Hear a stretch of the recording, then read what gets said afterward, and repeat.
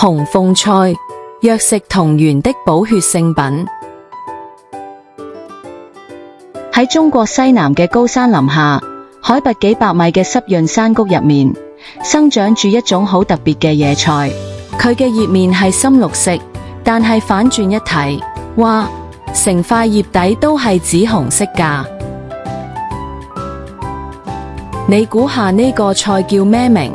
喺花期，成棵植物嘅形狀就好似一隻好靚嘅鳳凰咁，啲花就好似鳳凰嘅頭部，所以古人叫佢做紅鳳菜。傳說喺古代饑荒嘅時候，好多農民冇飯食，身體越嚟越差。後來有人發現，將一種葉底紫紅色嘅野菜曬乾沖茶飲，身體竟然慢慢好返。為咗多謝呢種草嘅救命之恩，大家就叫佢觀音菜。呢個名到而家仲有人用㗎。中醫有句話叫以形補形。紅鳳菜嘅葉底紫紅色，煮熟之後啲汁液好似血液咁，所以民間又叫佢做補血菜。喺田村一帶，紅鳳菜成日俾人用嚟做產後補血嘅食物。佢嘅鐵質好豐富，可以幫助產婦恢復元氣。以前啲人仲會將紅鳳菜搗爛，直接敷喺傷口上面，用來止血消腫。呢啲民間智慧流傳咗好耐㗎啦。老人家成日講，紅鳳菜夜晚唔可以食，食咗會吸血㗎。仲有啲人話呢隻菜係來自地獄血池嘅菜，到底係咪真㗎？原來真相係紅鳳菜屬性偏涼，而中午陽氣最旺盛，食落肚最啱。體質寒涼嘅人夜晚食完，可能會覺得腸胃唔舒服，同吸血完全冇關係㗎。只要加多啲薑絲同麻油一齊炒，就可以中和佢嘅寒涼屬性，夜晚食都冇問題㗎。田南本草，名蘭茂，性涼，具有清熱解毒、潤肺止咳、驅瘀活血消腫、調經等功效。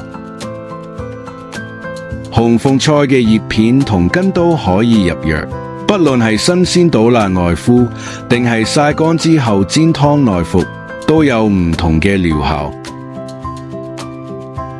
本草綱目：明理時珍，清熱涼血、活血止血、解毒消腫。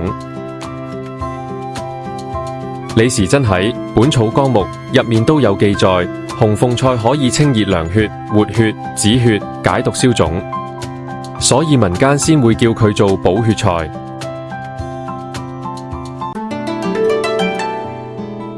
今日分享一道古代麻油紅鳳菜。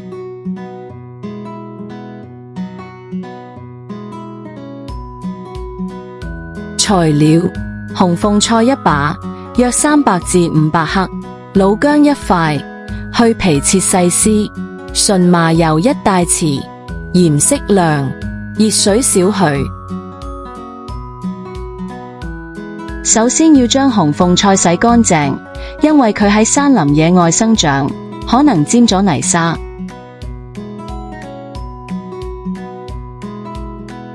揀返最嫩嘅葉尖同葉片，老廣就唔要啦。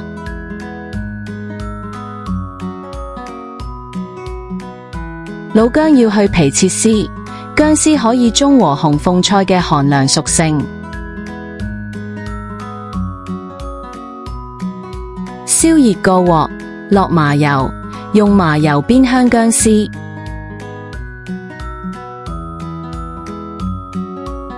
薑絲出香味之後，就可以加入紅鳳菜，大火快炒。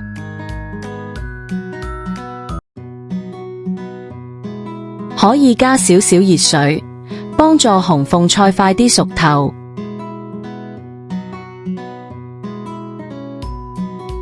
加少少鹽調味，記住唔好落太多，保留紅鳳菜嘅天然鮮味。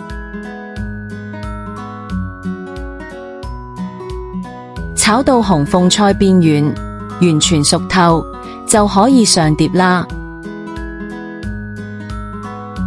功效：補血、活血、抗氧化、護眼、潤腸通便。禁忌：肝功能不全者慎食，脾胃虛寒者宜加薑同炒，不宜過量。同學仔未完㗎，繼續話你知。咦，你知唔知紅鳳菜喺中藥界有個好有仙氣嘅名，叫觀音燕，係重慶草藥改㗎。紅鳳菜好多化名㗎，木耳菜、血皮菜、水三七、紅番燕、當歸菜多到我差啲數唔晒。望真啲塊葉，面係綠色，底係紫紅色，邊邊仲有唔整齊嘅鋸齒，認住呢個樣就唔會揾錯菜啦。食落去有啲甘甘地，少少辛辣，性質平和，專門照顧我哋個肝臟㗎。佢嘅拿手好戲係活血、止血、解毒、消腫。女士們嘅痛經、咳血，佢都幫到手㗎。女士們留意啦，痛經嘅時候用紅鳳菜加米酒炒幾炒，再沖水飲，飯前服，舒服好多㗎。唔小心整親流血，倒爛塊熱敷上去，止血快過你揾膠布。咳血嘅話，煲水飲就得。傷口幾個禮拜都唔收口，將乾紅鳳菜磨成粉，撒上去，好快埋口㗎。紅鳳菜係南方朋友嚟㗎，福建、台灣、廣東、廣西、四川、雲南成個南方都係佢嘅地頭，所以話紅鳳菜真係全身都係寶，葉、莖、根、花樣樣都有用。不過提提大家，有咩疑問或者想用嚟治病，記住請教中醫師先好試啊。現代科學研究證實，紅鳳菜含有多種有益嘅植物化學物質，可以幫助細胞對抗氧化損傷，同時有助抑制身體嘅發炎反應。所以，紅鳳菜係一種有抗氧化同抗發炎作用嘅功能性食品。紅鳳菜雖好，但都有禁忌㗎。紅鳳菜性偏涼，脾胃虛寒，肝功能欠佳嘅人慎食。孕婦同嬰幼兒都唔建議食太多，最好食用前查詢中醫師。記得服用任何中藥之前，最好先問過你中醫師。如果鍾意呢一期視頻，唔該一定要點讚、訂閱、開啟小鈴鐺，係留言區話俾我知，你仲想知邊一樣記中草藥故事。